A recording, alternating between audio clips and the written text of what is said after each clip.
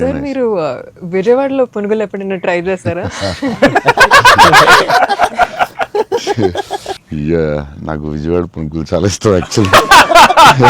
ప్రమోద్ ఇంటి దగ్గరే ఉండేది. ఒక సమ్మర్ హాలిడేస్ ప్రమోద్ నేను best friends, cousins and best friends. So Pramod ఇంటి పక్కనే ఉండి, సో వాళ్ళ ఫాదర్ మమ్మల్ని వెస్పా మీద కూర్చుని పెట్టి ఫ్రంట్ సీట్లో, నేను front seat, Pramod back, and full speed వెళ్ళేవారు ఆయన వెస్పా మీద. వెళ్ళి ఆ పునుకులు తీసుకెళ్తే అసలు still I remember that. Vijayawada వెళ్ళినప్పుడు కార్లో కూర్చుని మెల్లగా పునుకులు తిందామా,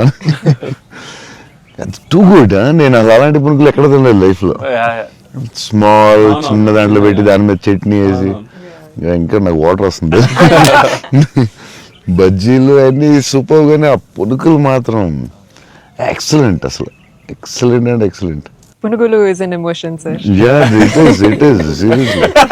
ఎవ్రీ ఒక ఊరికి ఒక ఫుడ్ ఏదో స్పెషల్ ఉంటుంది కదా, నేను ఇంకా వాటర్ వస్తుంది.